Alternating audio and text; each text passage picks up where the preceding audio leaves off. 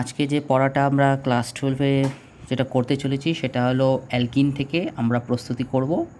আমি অনেকটা শর্ট করে নিয়েছি, তোরা যদি বই পেয়ে যাস আমাকে জানাস, ঠিক আছে? প্রথমে দেখ, এটা প্রতিসম অ্যালকিন। আমরা প্রতিসম অপ্রতিসম অ্যালকিন ব্যাপারটা কিন্তু আগে থেকেই শিখেছি ক্লাস 11-এ। তাও আমি বলে দিই যে ডবল বন্ডের দুপাশে যদি কার্বনের সংখ্যা এবং হাইড্রোজেনের সংখ্যা সেম থাকে তাকে প্রতিসম অ্যালকিন বলি, যেমন এটার ক্ষেত্রে, ঠিক আছে? আর এটাকে বলি অপ্রতিসম। ডবল বন্ডের দুদিকে কার্বনের সংখ্যা আলাদা এবং অবশ্যই সেই কার্বন উপস্থিত হাইড্রোজেন সংখ্যাটাও কিন্তু আলাদা। তো প্রতিসম অ্যালকিনের ক্ষেত্রে আমি এইচ বলেছি, এইচএক্সের জায়গায় এক্সে তুই ব্রোমিন, আয়োডিন, ক্লোরিন যাই বসা না কেন, আর বিক্রিয়ার পর ডবল বন্ডের একটা কার্বনের সঙ্গে হাইড্রোজেন যুক্ত হবে, একটা কার্বনের সঙ্গে হ্যালোজেন যুক্ত হবে। যেহেতু এটা প্রতিসম, তাই ইচ্ছে মতন যে কোনো ডবল বন্ডেড কার্বনের যে কোনো একটার সঙ্গে হাইড্রোজেন বা যে কোনো একটার সঙ্গে তুই মানে হ্যালোজেন গ্রুপ বসাতে পারিস, ঠিক আছে? যেমন এই দুটো উদাহরণ। অপ্রতিসম অ্যালকিনের ব্যাপারটা কিন্তু আমরা ক্লাস 11-এ পড়েছিলাম মার্কোনিকফ নিয়ম অনুযায়ী। মার্কোনিকফ নিয়মের ক্ষেত্রে আমরা জানি যে কার্বনে হাইড্রোজেনের সংখ্যা বেশি হবে, মানে ডবল বন্ডেড কার্বনের মধ্যে যে কার্বনে হাইড্রোজেন সংখ্যা বেশি সেখানেই এইচএক্সের হাইড্রোজেন পরমাণু যুক্ত হবে, আর অপর কার্বনের সঙ্গে এক্স যুক্ত হবে। ব্যাপারটা খেয়াল করলেই বুঝতে পারবি যে এই কার্বনের যেহেতু হাইড্রোজেন সংখ্যা বেশি, তো এইচএক্সের এইচটা এই কার্বনের সঙ্গে যুক্ত হয়েছে আর এক্সটা যুক্ত হয়েছে যে কার্বন হাইড্রোজেন সংখ্যা কম। তোরা যে কোনো একটা বিষয়টা মনে রাখতে পারিস। অপ্রতিসম অ্যালকিনের আরেকটি নিয়ম আছে, সেটা হলো অ্যান্টি মার্কনিকফ বা পারঅক্সাইড এফেক্ট। পারঅক্সাইড এফেক্টটা একেবারে অ্যান্টি মার্কনিকফ অনুযায়ী হয়, অর্থাৎ উল্টোভাবে যদি ভাবি যে যে কার্বনে হাইড্রোজেনের সংখ্যা বেশি হবে সেখানে কিন্তু ব্রোমিন যুক্ত হবে। আগেরটা কী ছিল? হাইড্রোজেন ছিল। তবে এক্ষেত্রে applicable only for HBr. HCl, HI, এইচএফের ক্ষেত্রে কিন্তু আমরা এটা দেখতে পাবো না। পারঅক্সাইড অথবা O2, এখানে আমি কিছু লিখিনি, তার মানে এখানে পারঅক্সাইড অথবা O2 হবে। কতগুলো পারঅক্সাইডের উদাহরণ আমি এখানে বলে দিয়েছি।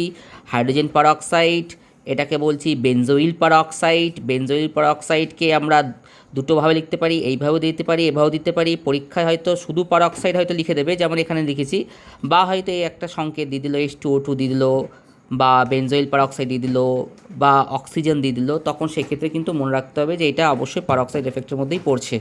আর আরও কতগুলো পারঅক্সাইডের উদাহরণ ক্লাস 11-এর বইয়ে আছে, ওটা তোরা বার করে দেখে নিবি, অ্যালকিন চ্যাপ্টারে পেয়ে যাবি, ঠিক আছে? এরপর আমরা নেক্সট আমরা পড়বো, সেটা হলো অ্যানাইলিক হ্যালোজিনেশন। ইথিলিন, আশা করি ইথিলিন তোরা সংকেত জানিস। ইথিলিনের সংকেত হয়ে গেল C2H4।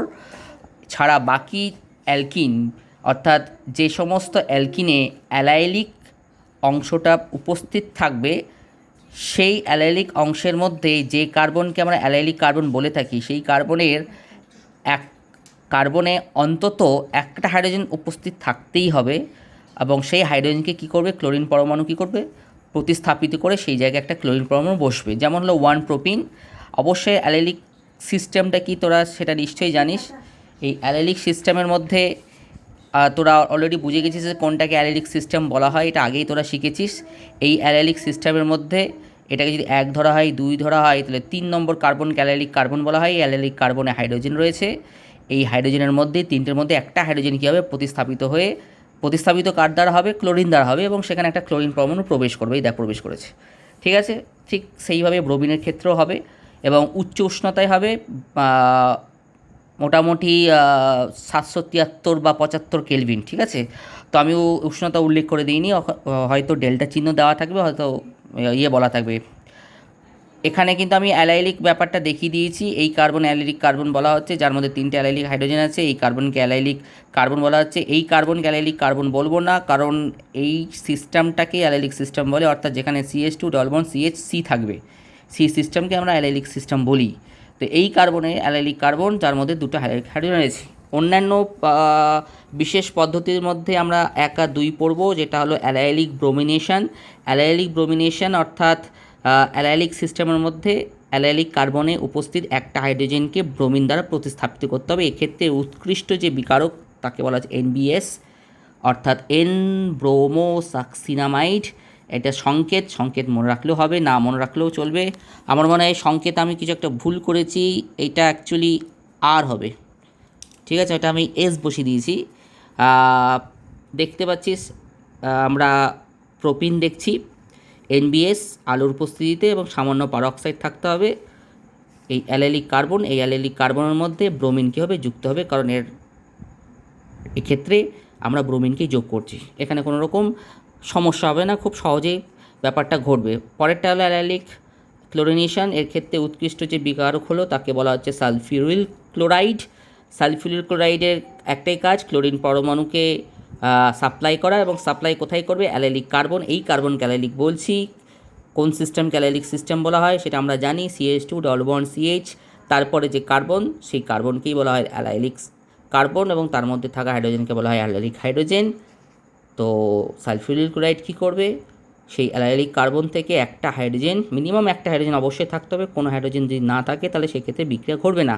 তো সেই হাইড্রোজেনকে ক্লোরিন কী করবে, প্রতিস্থাপিত করে সেই জায়গায় প্রবেশ করবে। ঠিক আছে, আশা করি বুঝতে পেরেছিস ব্যাপারগুলো। ভিডিও ফলো করার চেষ্টা করবি। কোথাও কোনো অসুবিধা হলে আমাকে অবশ্যই জিজ্ঞেস করবি, জিজ্ঞেস না করলে অসুবিধা হবে। এই হোমওয়ার্কটা করে আমাকে দেখাবি। অনেকেই তোরা কিন্তু আমাকে দেখাচ্ছিস না, না দেখালে কিন্তু আমার অসুবিধা হবে, বুঝতে পারবো না যে কে কতটা কীভাবে নিতে পারছে। ঠিক আছে।